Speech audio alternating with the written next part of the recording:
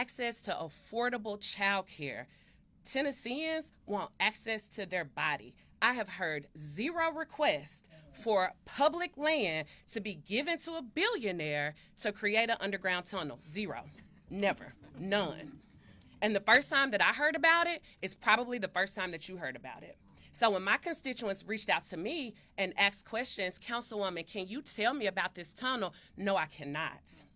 I have no information because Republican leadership felt that it was better to do backroom deals with billionaires than to actually engage the individuals that represent this constituency. That's right. This is yet another example of overreach by the state of Tennessee. Yet another example of disrespect for Nashville and Davidson County. Yet another example of working with corporations to do things that are not in the interest of Nashvillians and Tennesseans. Public land should be used for public good. Public land should be used for public good. And we saw what happened in Memphis. I'm originally from Memphis. And when we stood up as Nashvillians and we stood in support of Memphians who were standing up against the environmental racism that we saw Elon Musk subjecting Memphis to, and now we're seeing it happen yet again here. I was reached out to by an individual who lives in Las Vegas, and he's originally from Nashville, but now he lives in Las Vegas. And he said, Councilwoman, please do everything you can to stop this project because I have the unique perspective of someone who's lived both in Nashville and in Las Vegas. And let me tell you how bad this tunnel is. Let me tell you about the problems that we're seeing. We have so many questions. Senator Charlene Oliver expressed many of the questions that we have, and unfortunately, we don't have any answers. And I was asked by a news station, could we support this project? How can you support something that you don't have any information for? And if we were acting in good faith, if this was truly a good project, why was the community not involved? Why was the community not engaged in this process? Why were local elected officials, the people that are actually elected to represent these districts, why were they not included in the conversation? I'll let you all figure that one out for yourselves. My colleague, Councilmember Russ Bradford, could not be here today, but he is the council member that represents District 13 in the airport, so I will be reading a statement from him. As an elected representative of this community, I must express my strong opposition to the proposed tunnel between Nashville International Airport and downtown. This project is in essence a pro-tourist vanity endeavor prioritizing image and convenience for visitors over meaningful long-term investment in infrastructure that actually serves the people of Nashville. Our city faces pressing challenges: deteriorating roads, under-resourced public transportation, rising housing costs, and widening disparities in opportunity across neighborhoods. Yet, instead of addressing these urgent needs, state and airport leadership is asking taxpayers to consider a multi-billion-dollar tunnel designed not for residents, but for the convenience of tourists. I am particularly concerned about the ecological and geological impacts of this tunnel. Nashville's unique subsurface conditions are not well suited for such extensive excavation. The risk, disruption to water tables, increased flood vulnerability, and long-term environmental degradation are real and have not been fully accounted for. These potential harms are especially troubling for the many low-income and historically marginalized communities that already bear the burden of environmental injustice on our city. Furthermore, this project lacks clear and convincing public benefit. It does not address the core transportation challenges residents face daily. It does not strengthen our transit system or enhance regional connectivity in any equitable or sustainable way. What it does do is divert public attention, energy, and potentially funding away from the infrastructure our communities truly need. As a council member, my commitment is to the people of my community, especially those whose voices are too often ignored in decisions like these. I will continue to advocate for infrastructure investments that are community-driven, fiscally responsible, environmentally sound, and focused on equity. We should not be building tunnels for tourists while entire neighborhoods go without sidewalks, drainage, or safe public transit. I urge state and airport leadership to rethink this project and realign our priorities with the real, everyday needs of our residents. My final question, as a person who lives right on the other side of the airport, who travels down Murfreesboro Road every single day as I commute into this city, and Senator, I keep wanting to make you a council member, Senator Oliver already talked about the Choose How You Move plan, which was overwhelmingly voted for by residents of Nashville and Davidson County. How does this impact traffic for Murfreesboro Road? How does this impact families and businesses that live along that corridor? I wish I could answer that question for you. Next, we'll have Senator Heidi Campbell, and then Representative Vincent Dixie, and then local groups. I'll be brief, but I just wanted to say I hope the media will contextualize this. This is not an isolated incident. This is part of what I would say, and I think my colleagues would agree with me, is living in a totalitarian state at this point. We are not living in anything close to a democracy, and this is a perfect example of how we are not being consulted at all on any projects. Absolutely nobody who represents Nashville or the land on which this is happening was consulted about this. This was just thrown on us at the same time that it was announced to the general public. And I want to contextualize this because it's super important, and I hope the media will cover this because Tennesseans and Americans need to know this. Earlier this month at a gathering of the American Legislative Exchange Council or Foundation, Heritage President Kevin Roberts urged state GOP leaders, listen to me, he urged state GOP leaders in Nashville to decharter Nashville and transform it into a state-controlled municipal district, bypassing local democracy entirely. And so just a few days later, we see that the governor is selling the ground beneath our feet. In light of this obscene and financially irresponsible power grab by the controlling party in Tennessee, the push to rubber stamp Musk's tunnel with zero public input becomes all the more alarming. It's a direct assault on the democratic self-governance of our city. And this is not about bureaucratic convenience. It's about allowing a private billionaire to bypass public processes entirely and to waive rent on terms that were authored in secret.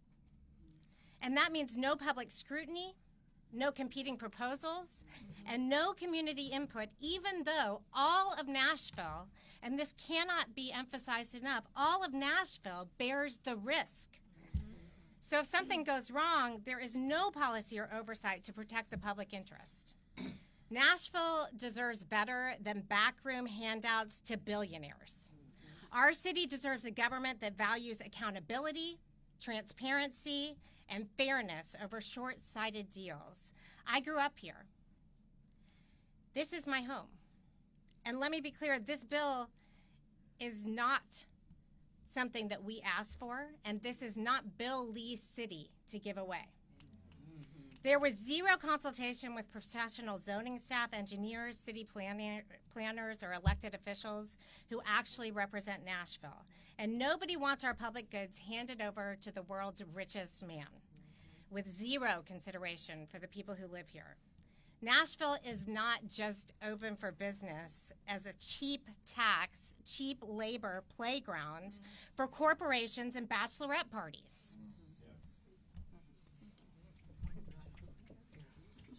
All right, I'll be extremely brief.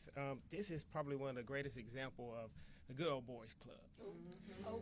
This was done in a backroom deal. At the 11th hour, we find out, really the midnight hour, we find out about this. There's a lot of negotiation, as we heard in the meeting today. Things are already in place. Things are rolling down the track. Like I said, the train isn't just on the track, it's steamrolling down the track at this moment. And it's unfortunate that this administration, its MO has always been take care of business first. We've seen it with the ESAs. We've seen it with the tax breaks that he's giving the corporations that didn't ask for it. And now this. This is just unacceptable.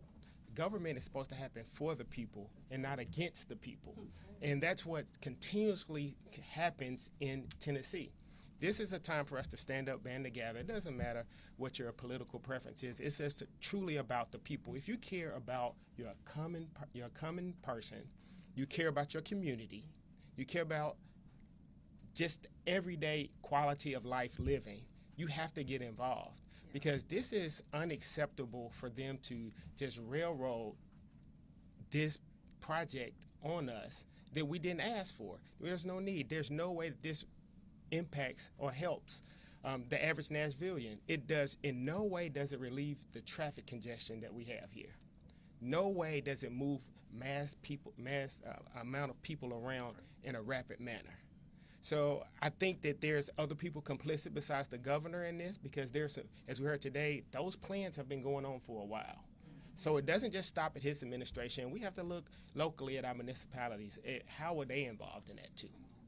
Because it didn't just happen overnight, and it's not happening by itself. So let's hold everybody accountable. All right? So thank you.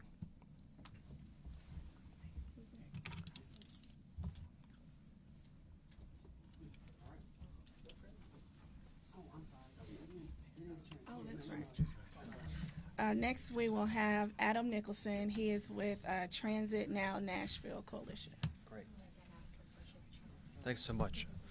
There's so many reasons to be against this. I'm Adam Nicholson with Transit Now Nashville. We're a community-based organization advocating for transit solutions based on community needs. I will be focusing on transit, so I'll try to be fast. So this is being pitched as something attractive or innovative, but Tesla tunnels don't work as a transit solution. This is a private company attempting to make money off shuttling tourists using public land. The only boring company system in operation is in Las Vegas. It moves 3 people per Tesla car with a driver in each car, shuttling them in tunnels under convention center halls and hotels. This is not a transit solution. Nashville already has transit from downtown to the airport with the WeGo Route 18 and 18 Express, and that service is expanding. Route 55 Murfreesboro Pike is building bus rapid transit with a connection to the airport, along with Route 52 Nolensville Pike. These are transit service expansions that Nashvilleians voted for overwhelmingly only 8 months ago. WeGo Passenger Rail has a Donaldson station that could expand to the airport with 3 miles of new track. The Nashville Airport has a large transit station built for a rail connection on the roof of their garage. Is that investment going to just be abandoned? These Tesla tunnels need to pay a driver for every 3 passengers. WeGo Transit had 8.2 million rides. Can you imagine having to pay a driver for every 3 passengers? How much money will a boring company have to charge to turn a profit? If the boring company business model fails, at some point, what happens to the tunnels? So if this was a real transit system improvement, there would be an alternatives analysis to see if this is the mode that best serves the situation. That hasn't happened here, and no one asked for Tesla tunnels. Nashville's existing and future transit system has already gone through community planning processes to build consensus. We found a great solution with Bus Rapid Transit, or BRT. So one of the great things about BRT is it can move 10,000 people per hour per direction and use existing right-of-way. These upgrades are adaptable, unlike tunnels, and allow for improving streetscapes with sidewalks, shade trees, and stormwater management. We support innovation, we support partnerships that serve the public good, but this proposal, as it stands, does neither. We urge our elected representatives to reject it and instead advance transportation solutions that reflect the values and priorities of all Nashvilleians and all Tennesseans, and not just a select few. Thank you.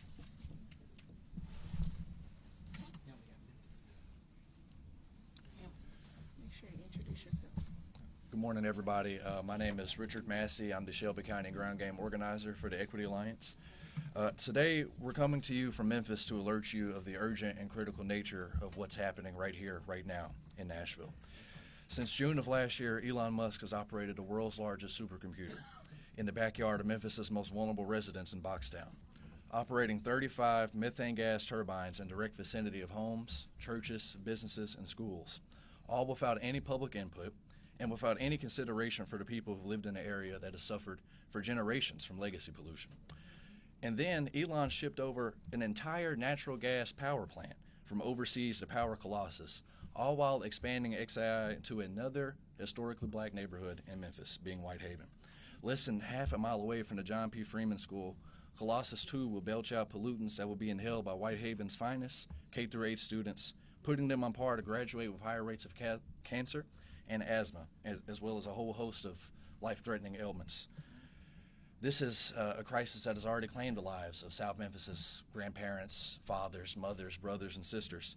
Long story short, there is a significant human cost to doing business with the richest man in the world, who has time and time again neglected the health of communities and has bypassed local regulations to boost his profits. From Tesla in Fremont, California, being cited over 110 different times for air quality violations, to XAI violating the Clean Air Act blatantly in South Memphis, to SpaceX polluting wetlands in Boca Chica, Texas, to the Boring Company, which is now here in Nashville, being cited in Bastrop, Texas for illegally discharging stormwater. Now here we are in Nashville, in the capital city of our great state, wondering what is the richest man in the world possibly up to next. For starters, Governor Lee has done everything in his power throughout his term to elevate profit over people, including what he now refers to as the coolest thing he's announced in his 8 years of serving. What is being held as a transportation solution is nothing more than a massive corporate giveaway. The Music City Loop, as it's being called, is a Tesla-only underground tunnel that will charge a fare to anyone who chooses to use it.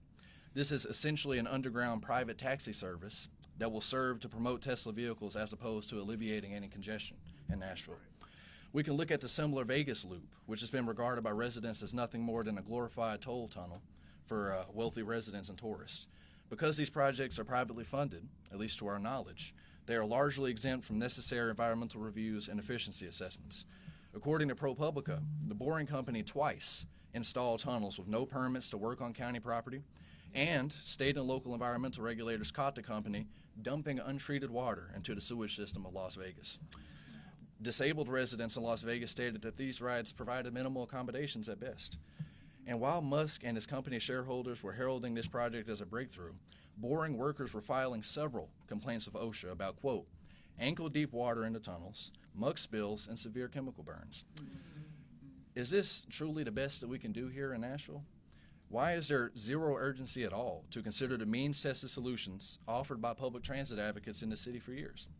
Better yet, why is there so much urgency to give away public land to a company and a man that has violated entire communities?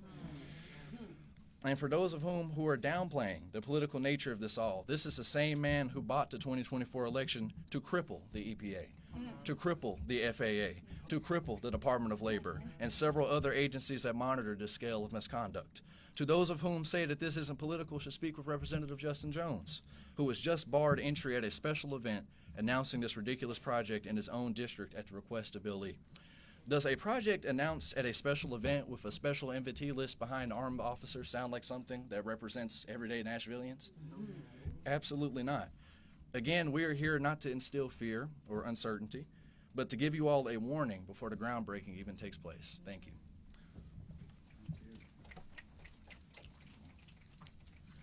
My name is Amber Sherman. I am the lead Tennessee organizer for Black Voters Matter.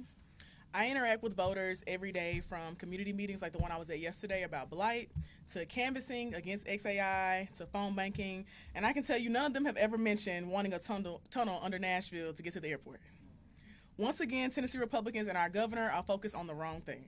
Instead of focusing on how we're going to keep rural hospitals open with all these Medicaid cuts, or how we're going to make sure that food pantries don't continue to close from losing federal funding, or how Tennessee families will be able to thrive with so many resources being cut left and right, he's worried about being besties with a billionaire building a tunnel for Teslas, and he probably doesn't even have a Tesla.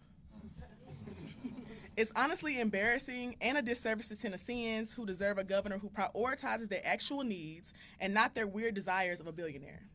Our governor should be responding to the transportation needs of our state, like building a train to connect major cities and rural areas. But our governor continues to show his allegiance and priorities are billionaires and racists.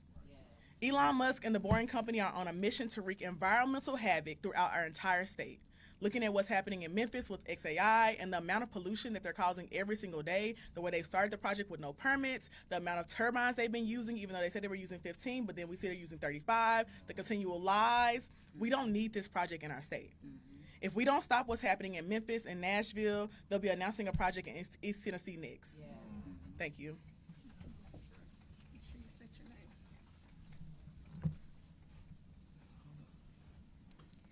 Thank you to everyone who spoke today, and thank you all for being here.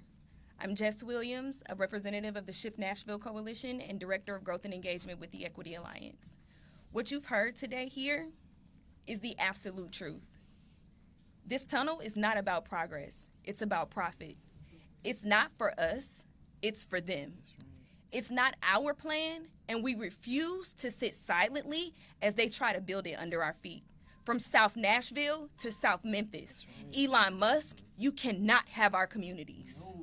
On September 4th, that's our next action. We'll have a meeting, a community meeting, where we'll talk about how this tunnel will impact our communities economically, politically, and environmentally. And we need you to be there. We need you to bring your neighbors, and we need you to bring your power. Today, I need you to text TUNNEL to 91750 to make sure that you're plugged into the Shift Nashville Coalition and the Equity Alliance. Make sure you're following our social media handles so that you can stay up to date on what's going on next. Thank you, and we'll see you on September 4th.